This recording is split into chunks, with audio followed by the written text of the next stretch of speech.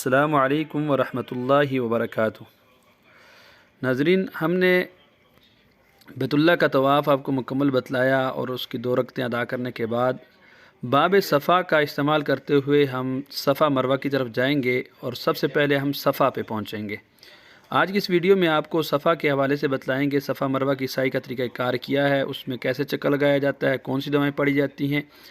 تو سب سے پہلے صفا پہاڑی پہ جائیں گے۔ جو ہی صفا پہاڑی قریب آئے تو سنت طریقہ کار یہ ہے کہ قرآن مجید کی سورۃ البقرہ کی آیت نمبر 158 کی تلاوت کرنی ہے۔ اعوذ باللہ من الشیطان الرجیم، ان الصفا والمروۃ من شعائر اللہ فمن حج البیت او اعتمر فلا جناح علیہ ان یطوف بہما ومن تطوع خیرا فإن اللہ شاکر علیم۔ یہ آیت آپ موبائل سے قرآن سے دیکھ کر کے بھی پڑھ سکتے ہیں، اگر حافظ قرآن ہے تو زبانی پڑھ لیں۔ پھر یہاں پہاڑی پہ پہنچنے کے بعد آپ نے قبلہ رخ ہونا ہے۔ جو ہی آپ قبلے کی طرف متوجہ ہوں گے تو آپ کے سامنے بیت اللہ نظر آئے گا۔ بہتر یہی ہے کہ آپ کے سامنے بیت اللہ نظر آنا چاہیے۔ اگر آپ دوسرے فلور پہ تیسرے پہ پھر تو آپ کو نہیں نظر آ سکے گا۔ تو بیت اللہ نظر آپ کے آنکھوں کے سامنے ہونا چاہیے، اور آپ نے آغاز یوں کرنا ہے کہ ابدأ بما بدأ اللہ، کہ میں وہاں سے شروع کر رہا ہوں جہاں سے اللہ تعالیٰ نے شروع کیا۔ کیا مراد ہے اس سے؟ کہ اللہ رب العالمین نے شروع کیا، آغاز کیا ان الصفا، یعنی صفا سے میں آغاز کر رہا ہوں، یعنی جہاں سے اللہ نے صفا مروہ کا تذکرہ کرتے ہوئے آغاز کیا، ان الصفا والمروہ تھا، پہلے صفا کا ذکر ہے پھر مروہ کا۔ گویا تو سعی کے چکروں کا آغاز صفا سے ہوگا، تو میں وہاں سے ہی شروع کر رہا ہوں۔ اس طرح کی نیت وغیرہ کرنے کے بعد آپ نے دعا کا طریقہ کار یہ ہے کہ آپ نے اللہ اکبر اللہ اکبر اللہ اکبر 3 دفعہ کہنا ہے، پھر لا الہ الا اللہ وحدہ لا شریک لہ لہ الملک ولہ الحمد یحیی و یمیت وعلی کل شیء قدیر، اور اس کے ساتھ لا الہ الا اللہ وحدہ لا شریک لہ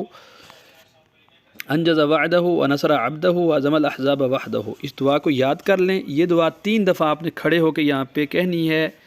قبلہ رخ کھڑے ہو کر کے، اور اس کا انداز یہ ہے کہ 1 دفعہ کہنے کے بعد درمیان میں آپ کوئی بھی دعا کریں، بیماروں کے لیے کریں، مریضوں کے لیے کریں، عزیز و قارب کے لیے کریں۔ یہی موقع ہوتا ہے کہ یہاں پہ آپ دعائیں کھل کے کر سکتے ہیں، اور زیادہ سے زیادہ وقت لگا کے آپ یہاں پہ دعا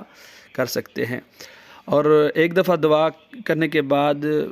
پھر درمیان میں یہی اذکار پڑھیں، اللہ اکبر اللہ اکبر اللہ اکبر لا الہ الا اللہ وحدہ مکمل، پھر دعا کریں بھی درمیان میں، پھر یہی اذکار کہیں، اور پھر چکر لگانا شروع کر دیں مروہ کی طرف۔ اب مروہ اور صفا کی جو دائرہ سا ہے اس میں اسی طرح آیات نظر آئیں گی، سیم ڈیزائن بنا ہوا ہے، تو بعض بندے پزل ہو جاتے ہیں کہ صفا کون سے۔ تو صفا کے لیے ایک تو آپ نے دیکھ لیا ہوگا کہ جو ہی آپ پہلے فلور پہ اگر ہیں تو آپ کے سامنے بالکل بیت اللہ ہوگا۔ اگر آپ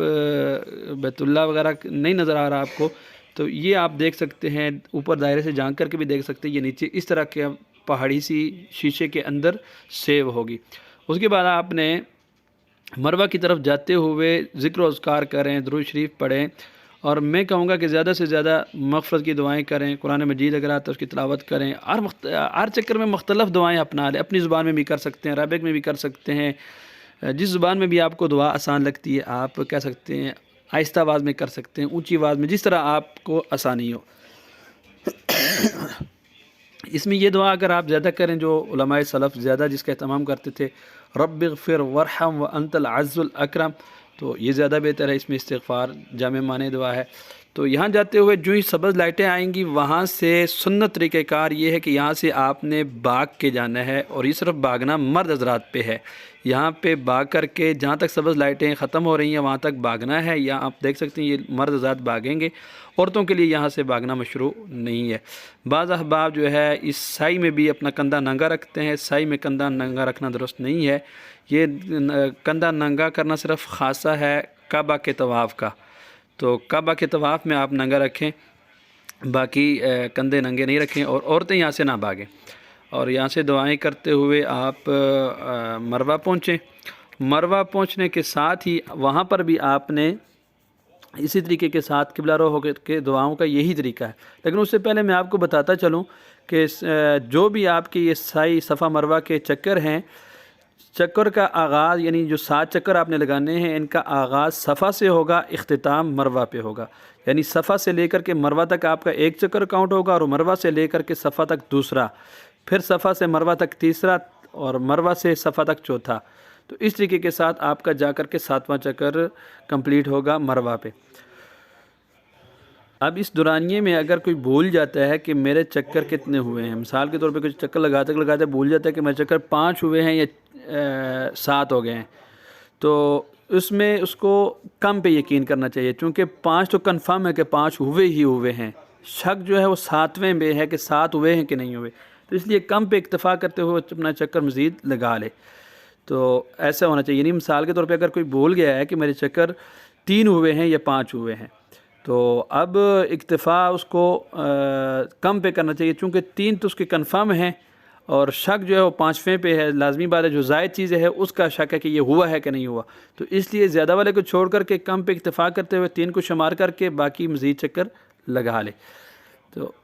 مروہ پہنچتے ہی اسی طریقے سے کے ساتھ قبلہ رخ کھڑے ہونا ہے اور اسی طریقے سے اللہ اکبر اللہ اکبر لا الہ الا اللہ وحدہ لا شریک لہ، یہی چیزیں مکمل ذکر کرنے کے بعد درمیان میں دعا کرنی ہے، پھر یہی ذکر دہرانا ہے، پھر درمیان میں دعا کرنی ہے، پھر ذکر کرنا ہے اور دعا کر کے نکل جانا ہے۔ مروہ میں جو ہے آپ دیکھ سکتے ہیں کہ بالکل فرش کے ساتھ ہی پہاڑی تھوڑی سی محفوظ کی ہوئی ہے، فرسٹ فلور ہے، یہاں پہ آپ دیکھ سکتے ہیں یہ مروہ کی پہاڑی کی شیپ سی فرش کے بالکل متصل کی ہوئی ہے، یہاں پہ کچھ احباب بیٹھے ہوئے ہیں اور دعا کر رہے ہیں۔ دعا کا یہی طریقہ ہے کہ آپ بالکل قبلے کی طرف متوجہ ہو جائیں اور جو طریقہ کار دعا کا بتلایا تھا اس طریقے کے ساتھ دعا کریں، اور پھر یہاں سے صفا کی طرف آپ چلے جائیں۔ پہلے بھی بتا چکا ہوں کہ آپ کا چکر کا سٹارٹ صفا سے ہوگا اور آخری چکر کا اختتام جا کے مروہ پہ ہوگا، تو اس طریقے کے ساتھ جو ہی مروہ پہ آپ کا چکر ختم ہو 7واں، تو اس کے بعد آپ